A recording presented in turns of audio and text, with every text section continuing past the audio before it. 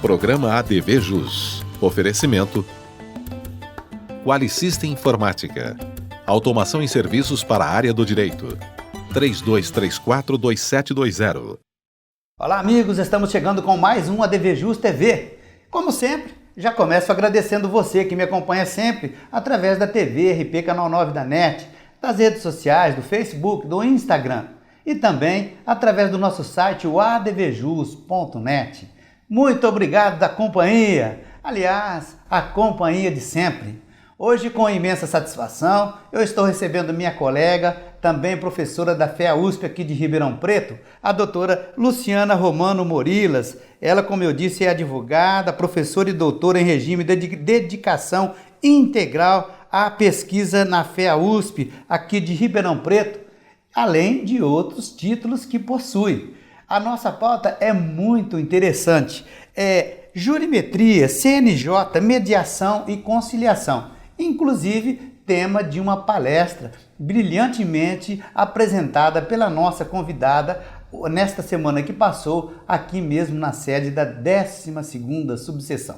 Portanto, você já viu, o programa de hoje está mais que interessante. Eu convido para que você permaneça aqui com a gente. Aliás, nós já estamos no ar.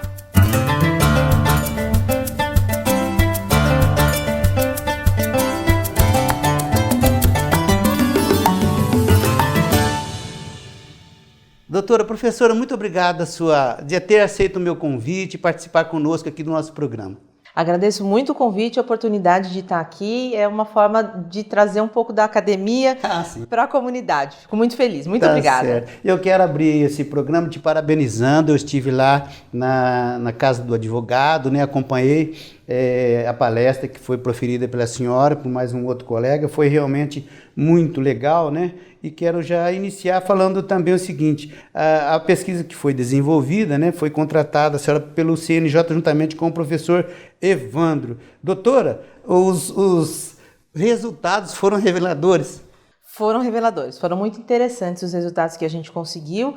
O que a gente tem de diferente nessa pesquisa é que a gente junta o direito com a estatística e com a informática. Então, a gente coleta os dados públicos e aí tem uma análise estatística, o que não é algo muito comum de se fazer no direito, mesmo em pesquisa. Normalmente se faz uma pesquisa mais teórica. Essa pesquisa não é nada teórica, sim, ela é bem mais empírica. Foi feito ali em loco, né, doutora? Isso.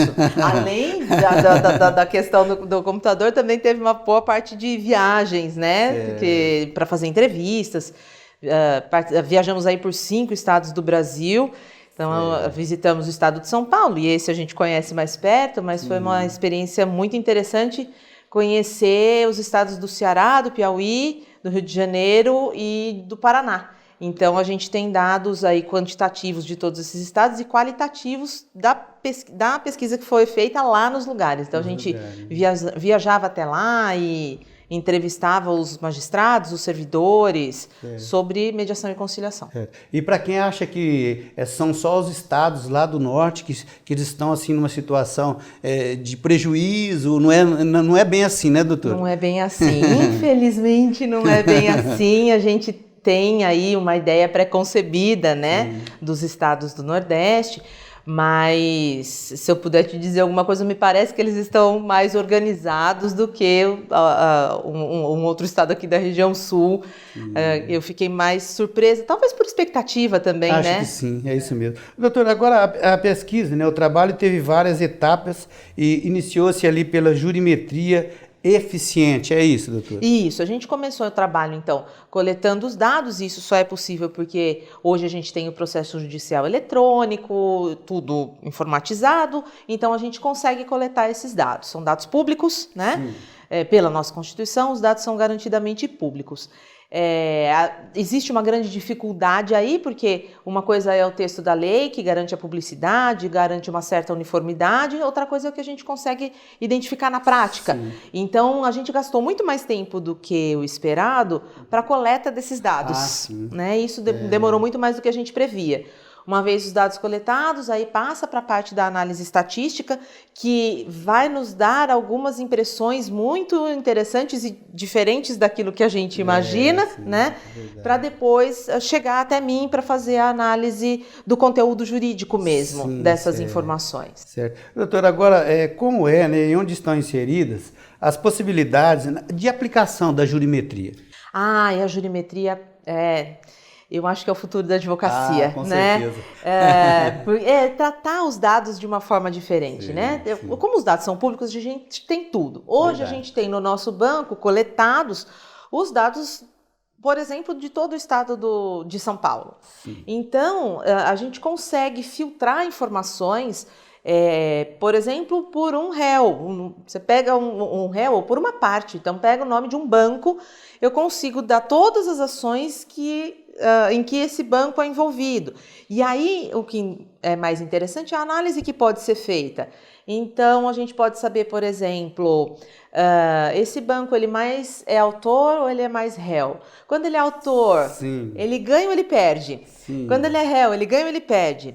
Ele faz acordos? Quando ele faz acordos, era nessa pesquisa especificamente, o tema era mediação e conciliação, né? Quando ele faz acordos, ele leva alguma vantagem ou não? As pessoas levam vantagem ou não levam vantagem? Então, assim, a gente consegue responder inúmeras coisas. A gente pode pegar também pelo tema, a indenização por dano moral. Então, a gente sabe aí como é que está acontecendo a indenização por dano moral. Existe uma diferença das indenizações que são garantidas? Elas são maiores, são menores?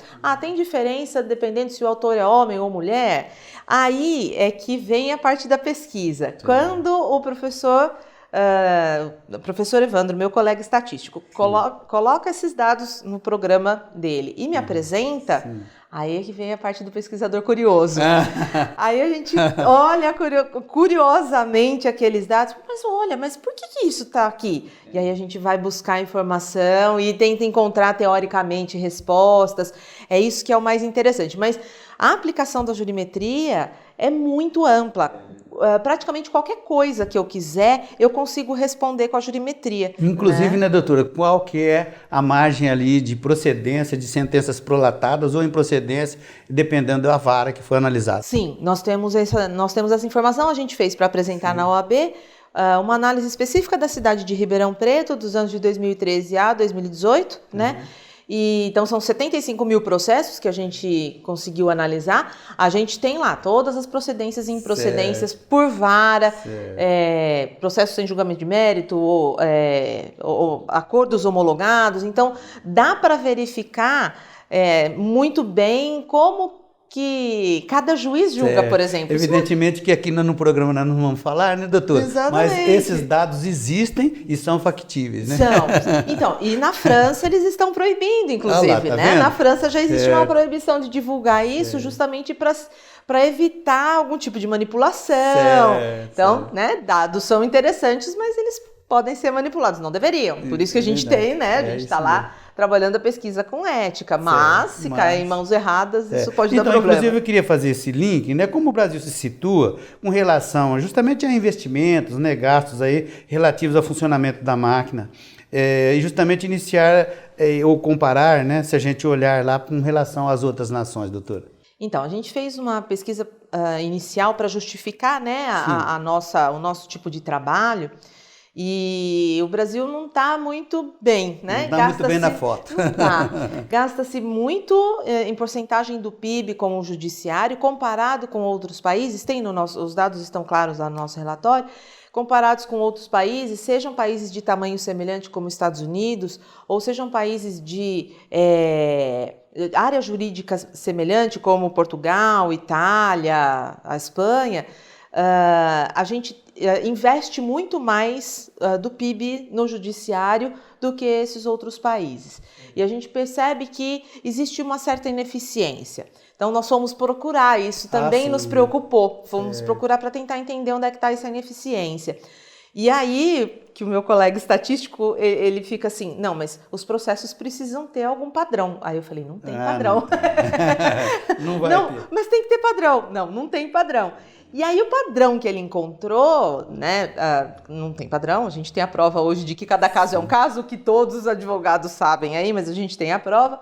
Mas assim, o que ele encontrou foi que existe uma multiplicação de andamentos burocráticos que dependem de um servidor para existir e que eventualmente são desnecessários. Então precisa fazer uma análise mais detalhada de quais andamentos são de fato necessários, por um lado. E por outro, alterar no sistema. No sistema informatizado, em vez do servidor lançar o que ele acha que deve, e aí faço uma ressalva porque cada estado faz do seu modo, não sei dizer exatamente, né? Pode haver algum estado em que o servidor lance de uma tabela específica. Então, a ideia seria o servidor lançar apenas dentro de algumas classificações específicas, porque aí eu tenho uma limitação, né? Verdade. Fica mais fácil, o trabalho dele fica mais leve, né? E o andamento do processo acaba sendo mais rápido. E essa ciranda dá uma abreviada, né, doutor? Isso, dá uma abreviada. Isso é um dos resultados que a gente tem da pesquisa. Os processos que terminam em mediação e conciliação terminam normalmente na metade do tempo. Certo. Só que eles têm mais ou menos a mesma quantidade de andamentos. Tá vendo? Então ele caminha muito, ele faz o mesmo. Ele patina muito, né, doutor? Exatamente. E isso também, eu acho que responde um outro dado. Nós temos no judiciário, comparativamente a esses mesmos estados, mesmos países que comentei, menor quantidade de juízes. Mas uma quantidade muito maior de servidores. Tá vendo? Nomeação, né? Exatamente. Então aí fica evidente que a gente tem um andamento processual muito burocratizado, que precisa de muitos servidores, né? Então isso acaba se alimentando, se retroalimentando, o sistema acaba não ficando eficiente. Então a gente tem a resposta hoje do que fazer para o sistema ficar mais eficiente. Para a gente não acha que mexer com o magistrado neste momento seja o mais rápido, mas mexer na burocracia realmente melhoraria mais rapidamente as respostas dos processos. Certo. Legal. Meus amigos, nós chegamos num momento importante aqui do programa, é a participação do ADV Especial, nesse instante com o Dr. José Ricardo Romão. Confira aí. Olá, amigos do ADV Jus. Nesses últimos dias, os olhos do Brasil e de todo o mundo se voltam para a maior floresta tropical e maior reserva de biodiversidade do planeta Terra. O motivo? Nossa Amazônia arde em chamas. Nessa semana, a Procuradora-Geral da República, Raquel Dodge, afirmou que o Ministério Público vai investigar suspeitas de que tenha havido uma ação planejada para realizar incêndios criminosos na floresta amazônica. O chamado Dia do Fogo seria uma convocação de agricultores para fazer essas queimadas. Mas afinal, como fica a responsabilização penal de um incêndio criminoso numa floresta? Pois bem, a Lei Federal número 9.605 de 1998, em seu artigo 41, comina a pena de 2 a 4 anos de reclusão e mais multa para o indivíduo que provocar intencionalmente incêndio em mata ou floresta. O intuito da lei é justamente proteger a estabilidade do sistema ecológico. O parágrafo único desse mesmo artigo prevê a modalidade culposa do delito, isto é, se o incêndio for provocado por imprudência, negligência ou imperícia, a pena passa a ser de detenção de 6 meses a 1 ano e mais multa. O que muitos devem questionar é sobre o crime de incêndio previsto no artigo 250 do Código Penal. A princípio haveria um conflito aparente de normas, mas que se resolve facilmente pela aplicação do princípio da especialidade. Veja-se que o Código Penal traz uma norma geral sobre o crime de incêndio, enquanto que a Lei 9.605 de 98 trata especificamente sobre o incêndio em matas ou florestas. O bem jurídico tutelado no Código Penal é a incolumidade pública, uma vez que o incêndio expõe a perigo a vida, a integridade física e o patrimônio de um determinado número de pessoas. Já o bem jurídico tutelado na Lei 9.605 é o patrimônio ambiental. É importante observar, porém, que se o agente, ao provocar incêndio em mata ou floresta, também tiver consciência de que está expondo a perigo a vida, a integridade física ou patrimônio de outrem, neste caso sim estará cometendo o crime do artigo 250 do Código Penal, cuja pena é mais grave, de reclusão de 3 a 6 anos e mais multa. E o parágrafo 1º, inciso 2º, a linha H desse artigo, diz que a pena ainda poderá ser aumentada em 1/3, em razão do cometimento do incêndio em lavoura, pastagem, mata ou floresta. E por fim, o agente participante de ação orquestrada de incêndio na Amazônia poderia incorrer, por exemplo, em concurso material nas penalidades do crime de associação criminosa, previsto no artigo 288 do Código Penal.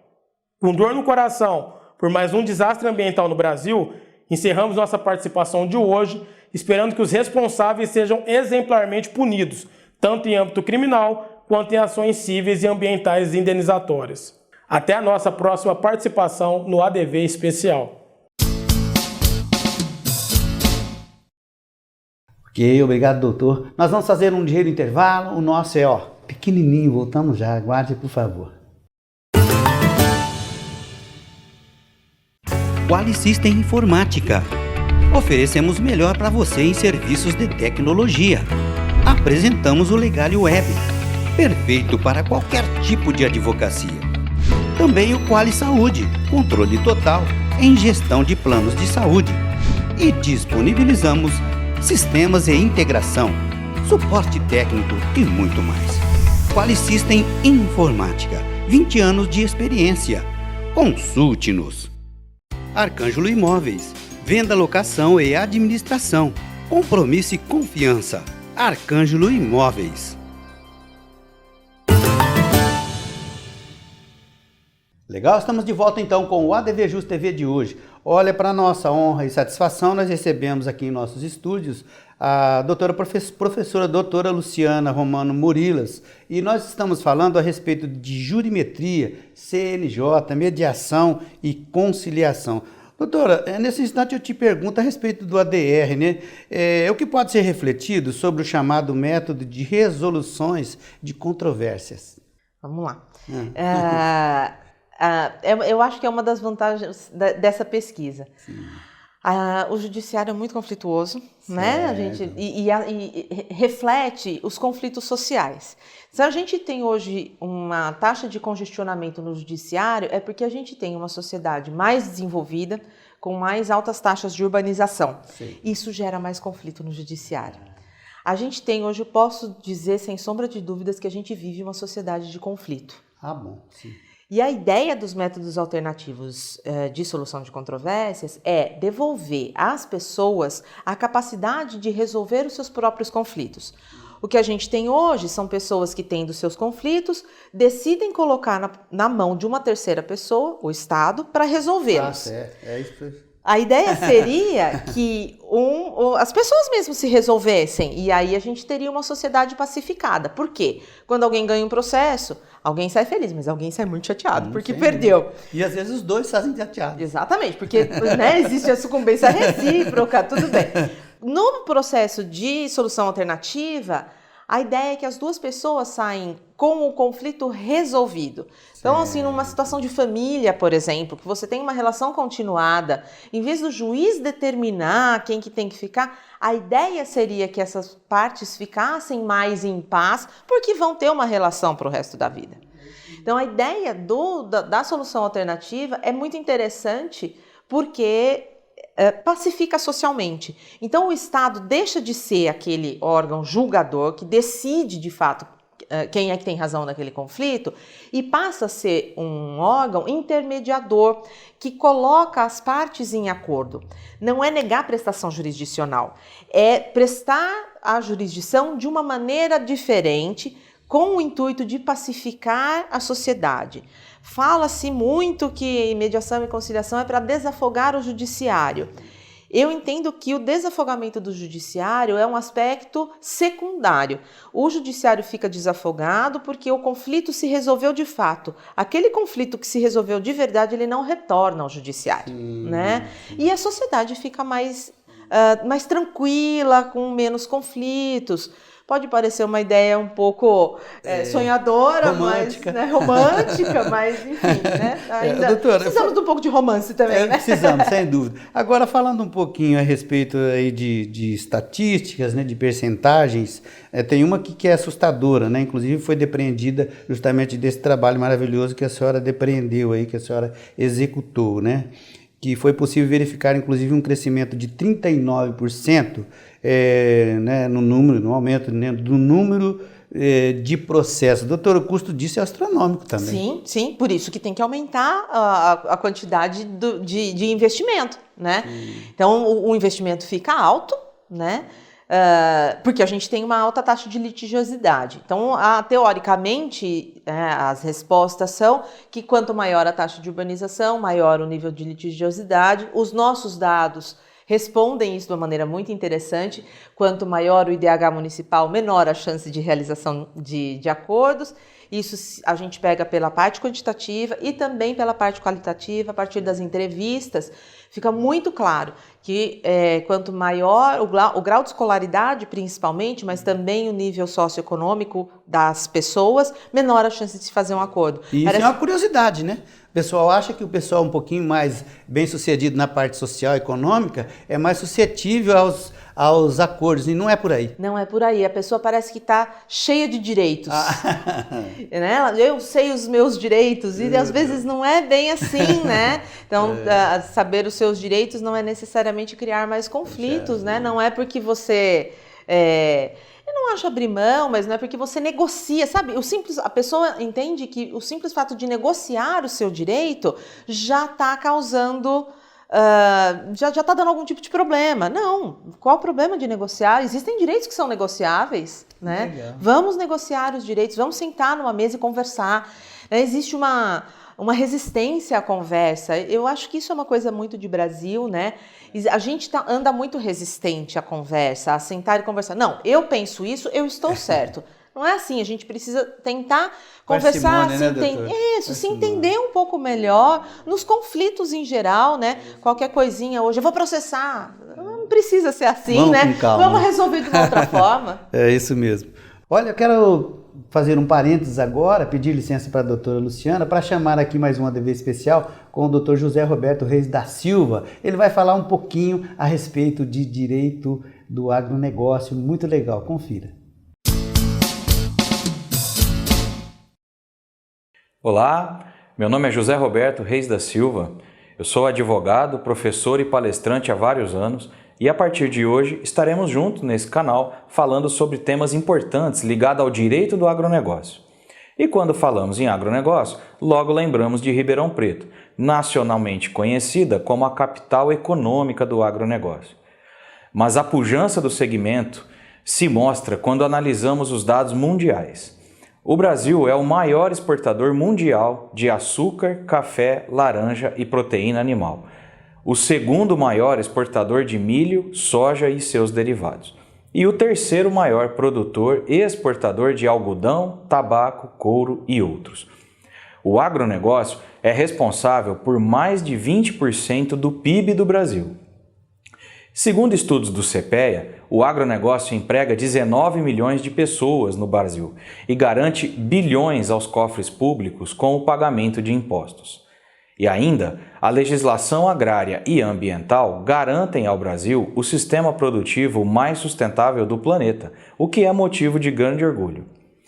A grandeza dos números mostra a importância dos agentes do agronegócio, tais como proprietários de imóveis rurais, produtores, prestadores de serviço e outros, contarem com uma assessoria jurídica especializada neste segmento. As principais regras e princípios do direito do agronegócio emergem do direito agrário, que, dentre outros pontos, regula a formação e execução dos contratos de arrendamento rural e parceria agrícola. Estes contratos são regidos pelo Estatuto da Terra, e a sua formação exige profundo conhecimento do setor, pois geram consequências na esfera tributária, ambiental, trabalhista, financeira e, às vezes, até mesmo na área de família. Um outro aspecto importante é o planejamento fisco-tributário da pessoa atuante no agronegócio, com vistas, inclusive, à futura sucessão familiar. Um bom planejamento sucessório na atividade agrícola proporciona não apenas economia financeira, mas também uma sucessão mais harmônica, fruto do consenso obtido com os sucedidos ainda vivos. Muito obrigado pela atenção, voltarei em breve aqui no ADV Especial. Até o próximo encontro. Ok, obrigado, doutor. Agora nós retomamos aqui o ADV Jus. Hoje com a doutora Luciana, nós estamos falando de um assunto muito legal, que é justamente jurimetria, CNJ, mediação, conciliação. E a doutora Luciana, ela fez aí uma pesquisa excepcional que está passando os dados aqui para a gente. Agora eu te pergunto o seguinte, doutora, o que pode ser refletido nesse viés aqui, gestão de processos, mais mediação e conciliação, 94% de processo na primeira instância, doutora. A gente fez a nossa pesquisa na primeira instância porque é onde mais tem processos, né? E aí a gente tem uma impressão que eu acho equivocada, né? Esses dados dizem que são equivocados, de que todo processo tem um recurso. Não tem, né? Se 94% está na primeira instância, porque não foi. Não foi, eles não sobem, né? Boa parte deles, eles realmente terminam na primeira instância. Então, é na primeira instância onde, de fato, precisa ter mais pesquisa, sem dúvida, né? E mais informação para a gente resolver esses conflitos onde está mais próximo do acontecimento do conflito, né? Doutor, o que refletir de processos que foram homologados e os que não? Ou então que chegou naquele patamar onde houve a homologação e aqueles que não? A gente tem alguns assuntos, por exemplo, que favorecem o acordo. Então, direito de família, sem dúvida, favorece o acordo. Questões de direito do consumidor favorecem o acordo. E tem algumas situações que não favorecem o acordo. Então, tem, por exemplo, direito bancário, né? Faz muito pouco acordo. Bancos, em geral, fazem muito pouco acordo.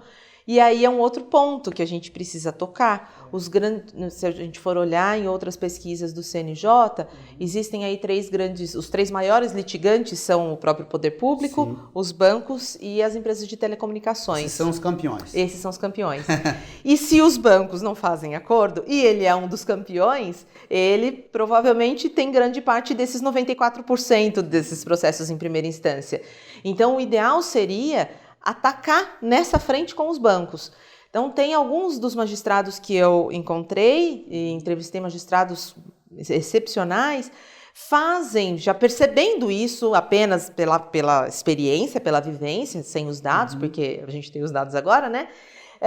Tomam atitudes específicas com certos bancos. Então, o próprio magistrado vai até um determinado banco, conversa com ele. Você não quer ajeitar aqui? Chama o banco para o judiciário. O banco escolhe algumas ações e resolve a ação ali. Dá para ser feito por mutirão. Isso depende muito, então, da atitude pessoal do magistrado. Ele pode fazer isso, ele tem autonomia para fazer isso. Ele fazendo isso, ele libera a pauta dele. Só tem um pouquinho de vontade de sair do gabinete, doutora. Pois é. Mas ajudaria, né? E fica assim, porque dá produtividade para ele também. Às vezes não tem a ideia, né? É verdade. Às vezes não então, tem a ideia. Bom, de tudo que a senhora refletiu aí, evidentemente que o tempo de duração de processos homologados e aqueles que não foram homologados, ele é diferente, né? Sim. Os não homologados levam em média 1.000 dias. Meu Deus. 1.000 dias, 4 anos, né? Mais ou menos aí. E os homologados, a metade do tempo. Nossa. Então, vale muito a pena fazer uma conciliação, uma mediação. Você não fica com aquele processo arrastando. E muitas pessoas entendem que vão ganhar mais dinheiro com o andamento do processo. E não é bem assim, né? As pessoas precisam levar em consideração também que uma indenização que foi dada em 2015 de R$10.000, se você vai receber em 2019, durante 4 anos, esse dinheiro se corroeu e as pessoas fazem pouco disso, né? Precisava talvez fazer umas contas um pouco mais claras, porque em vez de eu receber R$10.000 em 2019, eu poderia receber R$8.000 em 2010, eu já tenho o dinheiro. A diferença seria... Faria uma diferença interessante. Então, inclusive para o bem social, né? Isso. Termina o processo, a parte já tem o dinheiro, ela pode investir esses 8.000, enfim... falta essa visão, e é isso que eu acho interessante da minha posição, porque eu estou na faculdade de economia e nos corredores a gente escuta isso um pouco. A gente, enquanto advogado, falo isso porque quando advoguei tinha essa visão, a gente... 10 mil em 2015 é a mesma coisa que 10 mil em 2019. E não é bem assim. Não é por aí. Faz uma diferença muito grande. E 4 anos tem uma corrosão grande do dinheiro. Então, isso, se você faz um acordo, você acaba ganhando muito, né? Tem alguma satisfação muito interessante que raramente é levada em conta pelos próprios advogados, que acabam não orientando o cliente também, né? Olha, talvez... E aí ela acaba contribuindo para esse quadro. Isso. É isso mesmo. Mais um ADV especial aqui no ADV Jus. Agora, Direito Previdenciário, com o Dr. Rafael Gabarra. Olá, amigos do ADV Jus. Hoje estamos aqui para falar sobre revisões de aposentadoria e os golpes que vêm sendo aplicados nos cidadãos. Meus caros, diariamente recebemos imagens, cartas endereçadas aos aposentados, pensionistas, indicando, sugerindo que os senhores teriam direito a determinada revisão. Não vou aqui especificar, tá bom? Mas o fato é que chega na sua casa um comunicado informando que você teria direito a uma revisão X e que essa revisão lhe traria proveitos econômicos na esfera de aí R$ 81.632, com valores especificados e absolutamente chutados, não é? Absolutamente valores absolutamente inventados. Para uma pessoa conseguir dizer se você tem ou não direito à revisão do benefício previdenciário. E ainda mais, se poderia ter uma expectativa de recebimento de algum valor atrasado, essa pessoa precisa ter sido contratada por você, precisa ter tido acesso às suas informações previdenciárias dentro do INSS. E precisa também ter formação específica na área. Não é?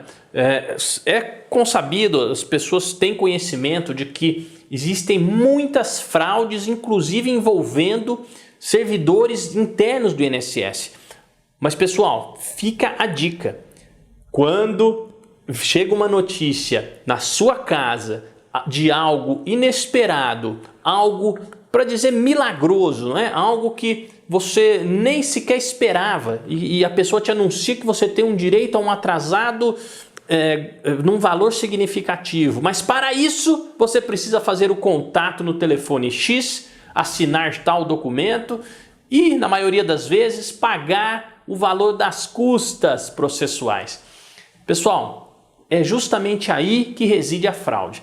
Quando você paga a custa processual ou paga para que aquela pessoa faça um cálculo da sua revisão, muitas vezes, e assim, diria 99% dos casos em que você recebe essa provocação em sua casa sem ter ido atrás, 99% dos casos vão redundar em fraude, ok? Você vai ter prejuízo financeiro. Por isso que é muito importante que você encare com seriedade a sua aposentadoria e o seu benefício previdenciário. Ok, pessoal? Espero ter ajudado vocês. Até nosso próximo ADV especial.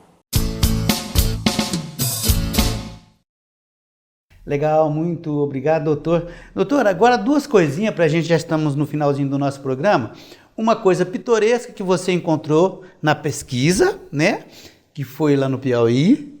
E uma outra coisa assim que te surpreendeu, que foi aqui no estado do Paraná. Ai, o pitoresco. Rapidinho pra gente. É assim, no Piauí falta muito servidor. Sim. E tem muito servidor indicado pela prefeitura. Então, o que eu encontrei lá era uma servidora chefe do fórum com 18 anos. Oh, meu Deus. Fiquei bastante surpresa com isso, né? Tinha acabado de entrar na faculdade de Direito, não tinha ninguém Meu nem Deus fazendo. do céu. Então, ela estava ali chefiando funcionários mais antigos que visivelmente não estavam muito Porque felizes. ela foi indicada por um político. Isso, Certo. ela foi indicada. E no por um Paraná? político. No Paraná, um magistrado que faz as suas próprias leis, vamos dizer, né? Ele executa ali, ele tem uma interpretação própria do Código Mas muito de longe da Processo capital ou Civil. não? 30 quilômetros da Puxa capital. vida, olha só, né? E eu fiquei bastante surpresa da forma como ele me respondeu. Ah, mediação e conciliação. Não, eu faço togado. E eu acho que togado eu tenho um acordo melhor. Né? Um acordo imposto. Né? Então, é uma interpretação muito específica da lei. Até o nome é ruim, um acordo imposto. Pois é. É isso mesmo. É muito surpreendente. É verdade. Agora sim, um momento especialíssimo é o momento divino. Eu costumo dizer, gosto muito, veja. Vinho Morandé Pioneiro Merlot 2017. Vinho tinto, composição 100% Merlot. Cor rubi intenso. Possui aromas de fruta do bosque que ganham a complexidade de notas tostadas e especiarias. E gosto com aroma de framboesa e cereja. Produzido pela vinícola Morandé, região do Vale do Rapel, no Chile. Na sua harmonização vai muito bem com bife acebolado, massa bolonhesa e torta de frango. Uma delícia! Aproveitem! Tchim, tchim! Ok, finalzinho de mais um ADV Jus TV. Eu quero agradecer imensamente minha colega advogada, professora da FEA USP aqui de Ribeirão Preto, a doutora Luciana Romano Murilas. Muito obrigado de ter aceito o nosso convite, de participar aqui do nosso ADV Jus TV. Fico muito feliz pela oportunidade de estar aqui, gostei do espaço e acho que tem muito a contribuir com a advocacia, a existência de programas como o seu. Muito obrigada. Tá certo, eu aqui agradeço. Olha, meus amigos, vocês podem rever este programa com a doutora Luciana, eu realmente recomendo. É só vocês acessarem o nosso site, que é o advjus.net. Inscreva-se em nosso canal do YouTube e tenha acesso a todo o conteúdo do nosso portal. Inscreva-se, por favor, ok? É youtube.com/advjus.net. ADVJus, tô ligado. ADV especial. Venha fazer parte você também. Fico por aqui, prometo voltar breve com um programa inédito. Um forte abraço. Até o próximo.